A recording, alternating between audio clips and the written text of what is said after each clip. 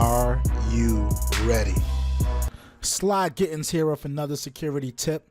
Today we're going to be talking about how to leverage your RSA SecurID Access for offline authentication. We're going to be leveraging here is accessing a FortiGate for VPN access. I'm going to utilize a Forti client and then initiating a prompt for me to get an option to authenticate into my remote environment. So before we get started with that, I wanted to show you how to set up the policies and your assurance levels within your RSA Cloud Administration portal. So the first thing first is we went to here to access, we went to assurance level, and that's how I got to the screen. So you can do this a couple of different ways why I see people do it. So you can have the authenticate code for low assurance, and you can put this however you want it, but in this case we're going to use an authentication for low assurance, or we can do things as SMS or voice if you want to use out of bounds. Since we're doing an offline authentication, I'm assuming since I travel a lot, I'm always in the airplane. I'm always on airplane mode, right?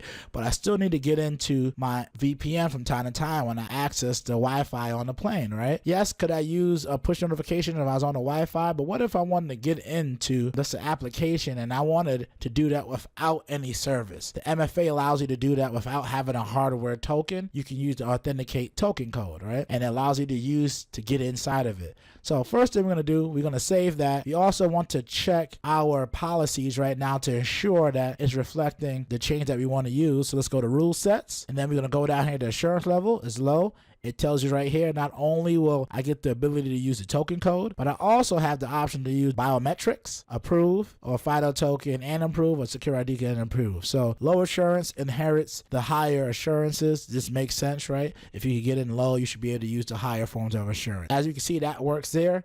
And I also want to make sure now when I'm going into my Radius clients that that's also tied to that FortiGate policy that I created, so I can ensure that works as well. If you see it here, it works, so I don't need to change that piece to it. Let's hit the publish, and when it's publishing, all it is forcing those changes to take place, right? Let's go to my Forti client right here. All right, so Forti client, let's put in my password. Let's hit connect. Right now it's reaching out to my Cloud Authentication portal. Wait for that to happen. All right, it's telling me now on my phone that I'm in airplane mode. You can see in the top left hand corner that I'm in airplane mode, and now I'm recording my screen. All right, so you see my token code on the screen. Let me type it in before it runs out and enter. It should let me connect, and then once you see the bottom right hand corner, the green to connect. So now you can see we just did offline authentication using the RSA SecurID Authenticate App, which you can get in either the Apple Store or the Google Play Store, and you can add it in. So why would you want to do that? Again, for those traveling reps or those engineers that spend a lot of time in data centers that don't have restricted access, right? You can't leverage your internet service or Wi-Fi. This is another option for you. So make sure when you're building out those policies, ensure that your assurance levels